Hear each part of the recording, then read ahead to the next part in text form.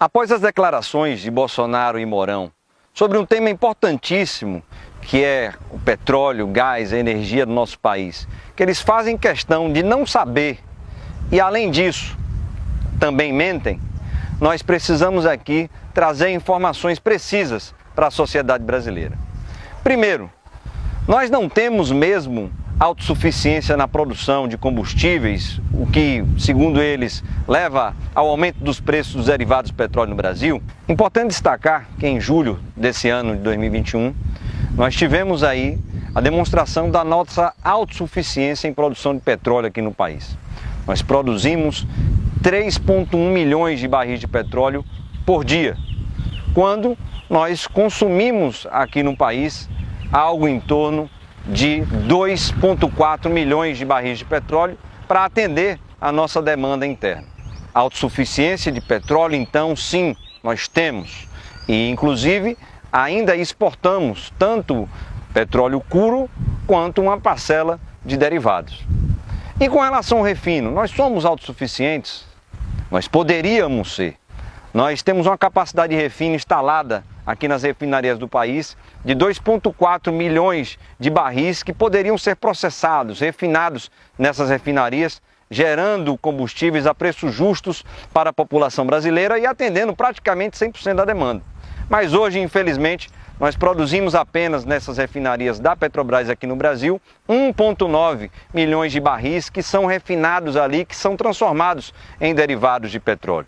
Isso porque as nossas refinarias estão com uma capacidade ociosa alta, entre 20% e 25%. Ou seja, as refinarias utilizam apenas 75%, 80% daquilo que elas poderiam produzir no Brasil.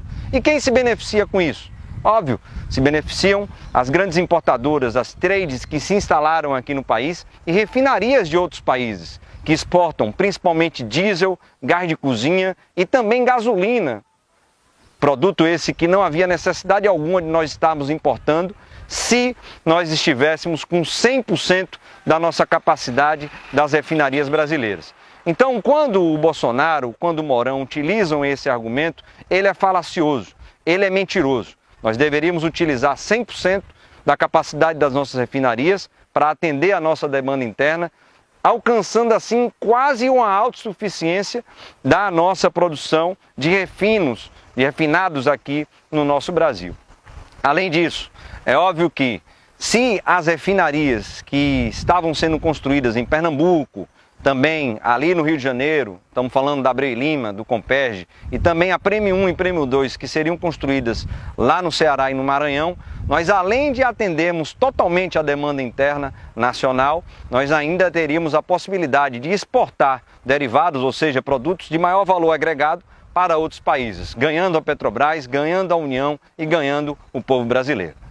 Segundo, existe mesmo um monopólio do refino que faz com que tenhamos preços mais altos no país?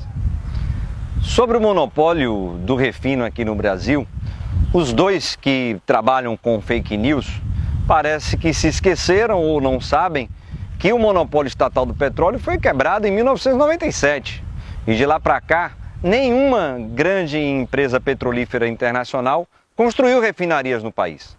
Quem construiu refinarias no Brasil, pós a quebra do monopólio estatal do petróleo, foi justamente a Petrobras, garantindo o abastecimento nacional e, pelo menos até 2014, vendendo combustíveis a preços justos para a população brasileira.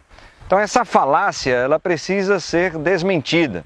O monopólio, ele de fato já foi quebrado, e isso, em hipótese alguma, fez com que os preços baixassem no país. Ou seja, não houve um aumento da concorrência ou da entrada de grandes investidores nesse setor aqui no país. Poderiam até vir e construir grandes refinarias, mas isso eles não fizeram. O que pode acontecer agora, e que há uma concordância do governo federal, é a venda dessas refinarias aqui no país. Estamos falando de 9 das 13 refinarias.